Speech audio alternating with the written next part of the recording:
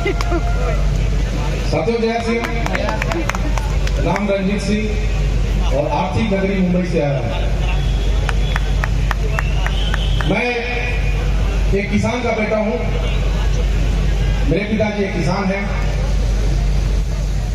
और ये कहने में मैं थोड़ा भी शर्म नहीं करूंगा। एक मिडिल क्लास फैमिली से मैं हूं। जैसे सारे लोग दुनिया में कुछ करना चाहते हैं, मैं भी कुछ करना चाहता था। मैं भी कामयाब होना चाहता था। मैं भी आर्मी भर्ती होना चाहता था। मैं भी पुलिस भर्ती होना चाहता था। लेकिन शायद मेरे किस्मत में वो नहीं था। तभी मेरे जीवन में एक शख्सियत का आना हुआ और शख्सियत ने मेरी पूरी जिंदगी को बदल दिया। और मैं कहता हूं कि उनके बिना मैं शायद कुछ भी नहीं था। आज वो मेरे ग्रेट गुरु, मेरे बड़े भाई साहब आदरणीय अजीत प्रताप सर, एक मैं सर के लिए जोरदार ताली बजाऊंगा। एक छोटे से गांव में रहने वाले लड़के को आज इन्होंने एक ऐसे पोजीशन पे पहुंचा दिया जहां मैं कभी कल्पना भी नहीं कर सकता था कि शायद मैं इस पोजीशन पे आ पाऊंगा। कहते हैं कि आपके अंदर हीरा है, आपके अंदर सोना है, लेकिन आपको परखने वाला वो जौहरी होना चाहिए। और मुझे परखने वाला मेरे जौहरी, मेरे बड़े भाई साहब आदरणीय अजीत प्रताप साहब। लेकिन साथियों, मैं आज एमरॉल्ड लेवल पे हूं, मैं ऐसे नहीं हूं।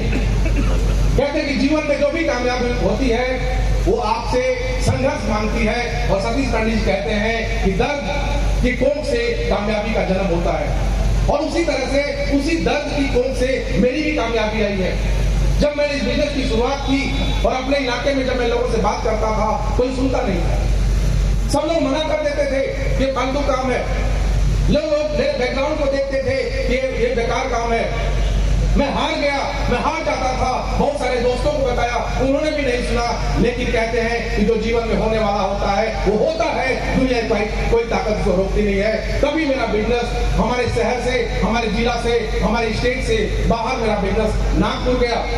जब नागपुर गया तो मेरे अपलाइन लोगों ने जब कहा कि आपका बिजनेस बाहर गया है, आप अगर वहां पे काम करते हैं तो आप जीवन में बहुत कामयाब हो सकते हैं। और मैं नागपुर चला गया।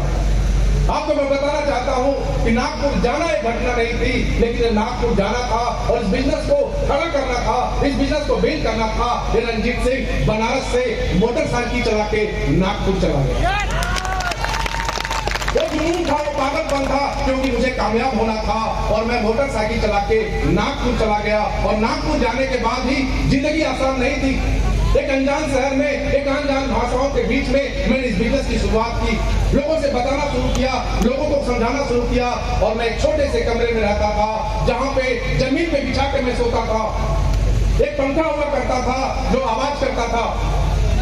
मैं कभी खाना बनाता था, कभी नहीं बनाता था। जो उस इलाके में जहाँ नवरात्रि चलता था, उस नवरात्रि के जो भंडारे होते हैं, उस भंडारे में खा करके मैंने बिजनेस नागपुर में खड़ा किया।